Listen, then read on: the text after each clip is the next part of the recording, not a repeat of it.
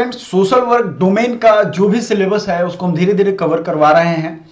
और देखो ये एक अन्ना हजारे के बारे में ब्रीफ इंफॉर्मेशन है जो कि आपके सिलेबस में, और बहुत सारे बच्चों को सिलेबस ही नहीं पता है।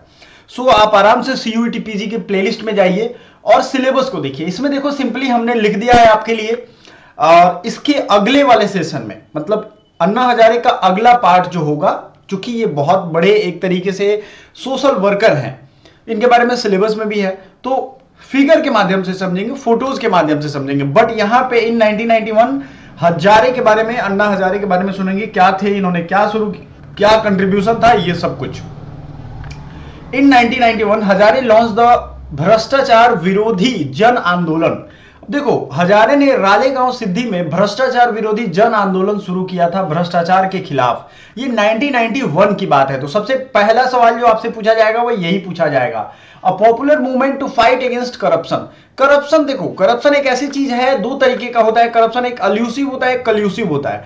अल्यूसिव मतलब हमने आपसे मान लो रिश्वत ले ली और वो काम कर दिया। कल्यूसिव मतलब पांच लोग मिलकर सोचते हैं कि जनता को कैसे लूटना है, कैसे लूटना है, इस तरीके से स्कीम देके फंसाएंगे तो उनको लूटेंगे, उसमें से हिस्सा बांट लेंगे। ये कल्यूसिव हुआ, मतलब लूटने वाले और जो ब्यूरोक्रेट है दोनों मिलके तय करते हैं। ठीक है, तो ये दो चीजें हैं, समझ लो, एथिक्स में पढ़ना है यूपीएससी सिलेबस में। In the same year he protested against the collusion between 40 forest officials. Collusion देखो यहां आया ना वर्ड। उसी साल 40 फॉरेस्ट ऑफिशियल जो टिम्बर मर्चेंट से वो लोग मिलके और घपलेबाजी कर रहे थे, उन्होंने आंदोलन किया। और इससे फायदा ये हुआ कि उनके आंदोलन से जो केस है वो जो वहां के ऑफिशियल्स हैं वो ट्रांसफर हुए और सस्पेंशन हुआ इन फॉरेस्ट ऑफिशियल्स का। तो ये कितनी बड़ी बात है किसी के आंदोलन से, और कट्टर गांधीवादी हैं ये आप समझ लो। इन द अर्ली 20s मतलब 2001-2-3 के पहले Hazare leader movement in Maharashtra state. सबसे पहले उन्होंने, जहां के वो हैं रालेगांव सिद्धि उनका घर है, रालेगांव सिद्धि के बाद वो महाराष्ट्र को टच करते हैं और उन्होंने महाराष्ट्र स्टेट गवर्नमेंट को ये हिदायत दी कि revised Maharashtra right to information act लागू करें। This act was later considered a base of RTI. अब ये चूंकि महाराष्ट्र में लागू हुआ था तो पूरे देश में इसकी डिमांड बाद में होने लगी, इन जैसे कुछ लोगों ने और मिल करके और इसकी डिमांड की सेंट्रल गवर्नमेंट से, जिससे राइट टू इंफॉर्मेशन एक्ट 2005 में लागू कर दिया गया। यूनियन गवर्नमेंट ने भी इसे लागू कर दिया। आप ये भी नहीं जानते होंगे कि इसमें भी इनका कितना बड़ा रोल है। आगे बढ़ते हैं। सो प्यारे दोस्तों देखो ये जो सिलेबस है ये डोमेन वाले बच्चों के लिए, जैसे पौंडीचेरी यूनिवर्सिटी, दिल्ली यूनिवर्सिटी और भी बहुत सारे सोशल वर्क के जो HUQP 21 वाले सिलेबस वाले बच्चे हैं उनको। आपको बाकी सारा लेक्चर कहां मिल जाएगा, तो आपको मिल जाएगा वो प्लेलिस्ट में। आपको ढूंढना पड़ेगा, थोड़ी मेहनत करनी पड़ेगी। फ्री स्टडी मटेरियल है तो इतना मेहनत तो करना पड़ेगा आपको। फ्री में अगर पढ़ना है तो मेहनत करिए, और फ्री में भी रिजल्ट होता है। मैं नहीं कहता हूं, सारा कंटेंट इस बार फ्री में मैं पढ़ाने वाला हूं। पेड वाले बच्चे जो हैं उनको थोड़ा तेजी में, थोड़ा फास्ट, कंसाइज, उनको कॉल कनेक्टिंग फैसिलिटी है। जैसे आप यहां कनेक्ट, आप यहां क्या करोगे, आप यहां कमेंट करोगे, लेकिन वो कॉल कनेक्ट करके बात करते हैं during the class. Academy point हमारा एप्लीकेशन है, आपको देखना चाहिए। अब आ जाते हैं campaign against liquor from food grain. Article 47, article 27 तो रिलीजन से रिलेटेड है। 47 of India constitution commit the state to raise the standard of living. देखो आर्टिकल 47 क्या कहता है, अगर आप पॉलिटी की हमारी क्लास शाम में 8 बजे आ रही है, वो अगर अटेंड कर रहे होगे तो आपको जरूर पता होगा। ये कहता है कि हमें स्टैंडर्ड ऑफ लिविंग लोगों का सुधारना है, improve public health and prohibit the consumption of intoxicating drinks. मतलब आपको शराब, दारू, ड्रग्स, इन सब को बैन करना है। इससे फायदा क्या होगा, पब्लिक हेल्थ जो है वो सुधरेगा।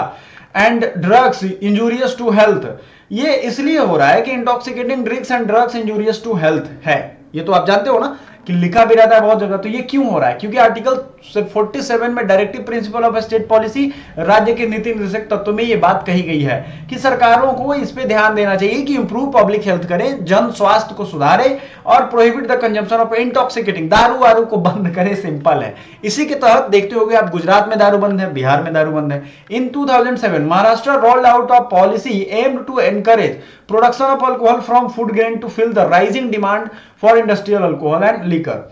अब क्या किया उन्होंने, फूड ग्रेन से अल्कोहल बनता है, ठीक है, चावल को सड़ा के, उसका फर्मेंटेशन प्रोसेस है, ठीक है, आप इंडस्ट्रियल प्रोसेस पढ़ोगे तो आएगा। अब इसमें क्या हुआ, 2007 में महाराष्ट्र ने लाइसेंस दे दिया कि इसने खादान से शराब बनाने के लिए डिस्टिलरी जो होते हैं उनको 36 लाइसेंस दे दिया। तो इसके खिलाफ इन्होंने प्रदर्शन किया था कि ये तो अनाज को अगर हम शराब में घुसाएंगे तो लोग तो भूखे मर जाएंगे। फिर 2011 में इनका सबसे बड़ा आंदोलन होता है, कांग्रेस की सरकार थी, याद करिए। In 2011 Hazare participated in satyagraha movement campaign for a stronger anti corruption Lokpal ombudsman bill in Indian parliament known as the Jan Lokpal bill, people's ombudsman bill. अब ये जन लोकपाल बिल क्या था? सिंपल समझो, ब्यूरोक्रेट से लेकर के प्रधानमंत्री तक कि पे अगर करप्शन का जांच करना हो तो कोई ऐसा एजेंसी नहीं था जो इतने बड़े बड़े लोगों को मतलब करप्शन के चार्ज चेक करे। तो सत्याग्रह मूवमेंट इन्होंने चलाया कि भाई जन लोकपाल बिल, ये स्कैंडिनेवियन कंट्री जो है, फिनलैंड, स्वीडन और डेनमार्क, इन सब में ये लागू है। वहां अगर आप कंप्लेन करते हो किसी के खिलाफ, आप कंप्लेन कर, करप्शन स्कैंडल्स वहां अब बहुत कम हो गए इन सब चीजों के बाद। लोग कहते हैं ना कि करप्शन कैसे उन देशों में कम है, भ्रष्टाचार उन देशों में इसीलिए कम है कि वो ईमानदार जनप्रतिनिधि को चुनते हैं। ईमानदार मतलब पॉलिटिशियंस जो है वो खुद चोर ना हो। अगर चोर को ही आप जनता के पैसे का रखवाली दे दोगे, मान लो जनता जिसको चुन रही है वो खुद चोर आदमी है, तो अब इस केस में आपको समझना पड़ेगा कि जनता अगर चोर है तो वो चोर को ही चुनेगी। बिहार के केस में देख लो, इतने साल इन लोगों ने राज किया क्योंकि जनता है को इन लोगों ने पहले मूर्ख बना दिया कि ये ज्यादा अच्छे से सोच ना पाए। इन नेताओं को पढ़े लिखे लोगों से नफरत इसलिए है क्योंकि वो सारी चीजों को पकड़ लेते हैं। पकड़ लेंगे तो या तो वो उनसे लड़ेंगे या वहां से निकल जाएंगे, भाई अपना जीवन देखेंगे। तो चोर लोगों को जब भी आप दोगे मौका पर्स को संभालने का तो वो चोरी करेंगे, ये कोई नहीं है। दूसरा था कि वहां ब्यूरोक्रेसी जो है उस पर कुछ ऐसा प्रबंधन किया जाए कि करप्शन के लिए बहुत हार्ड सजा दी जाए, तो इसमें किया गया। अब आते हैं कि stronger anti corruption Lokpal bill in Indian parliament known as Jan Lokpal people's ombudsman bill. It was drafted by N Santosh Hegde, former justice of Supreme Court of India and Lokayukta of Karnataka, Prashant Bhushan, social activist Arvind Kejriwal. यहीं से अरविंद केजरीवाल निकलते हैं पॉलिटिक्स में, ठीक है। ये इन्होंने ही, अन्ना हजारे ने फास्ट अनटू डेथ का डिमांड किया था और ये कहा था आई एम अन्ना हजारे। इनके सपोर्टर्स ने कहा था आई एम अन्ना हजारे। सब लोगों ने भूख हड़ताल की और ये आई एम अन्ना हजारे कहां से कैंपेन, देखो इजिप्शियन अपराइजिंग, आप इजिप्ट में एक बार डेमोक्रेसी के लिए, डेमोक्रेटिक रिफॉर्म्स के लिए वहां पे एक बार आंदोलन हुए थे जिसमें आई एम अन्ना हजारे वहीं से लिया गया। कैसे? वी आर ऑल खालिद, ठीक है। एक खालिद वहां थे, सोशल रिफॉर्मर तो नहीं कह सकते, फ्रीडम फाइटर कह लो आप। वहां पे उन्होंने काफी सुधार के लिए आवाज उठाई और उनको मार दिया गया, ठीक है। उनको आई थिंक मार दिया गया या जेल भेज दिया गया। तो सभी लोगों ने कहा भाई मैं खालिद हूं, मुझे आप करो, ठीक है। इसके बारे में क्लैरिटी अगले वीडियो में दे देंगे, टेंशन ना लो। सो अगला है in 2011 Hazare demanded an amendment to the electoral law to incorporate options to none of the above. NOTA जो आप देखते हो, आप अगर वोट देने जाते होगे तो नोटा का ऑप्शन भी इन्हीं के दबाव से आया गया था, ठीक है। Electronic voting machine during the Indian elections. The none of the above is a valid option that allows an electorate to indicate disapproval of all of the candidates in an electoral system in case of non-availability of any candidate of his choice as his right to reject. Soon the Chief Election Commissioner of India Sahabuddin Yakub Qureshi, SY Qureshi जिनको कहते थे, इन्होंने अन्ना के इस demand को support किया और इसको लागू कर दिया। सो कुल मिला के अन्ना की एक थोड़ी सी झलक हमने देखी। ठंडी बहुत है इसलिए बच्चों का पढ़ने में इंटरेस्ट जो है लेकिन कम हो गया है, लेकिन कोई बात नहीं, उनको समझा देते हैं कि आपको रेगुलर रहना पड़ेगा अपनी पढ़ाई में, ठीक है। सो अन्ना हजारे के बाद आपके अरुणा रॉय हैं और भी लोग सोशल एक्टिविस्ट हैं जिनके बारे में हम लोग पढ़ेंगे जो आपके सिलेबस में है।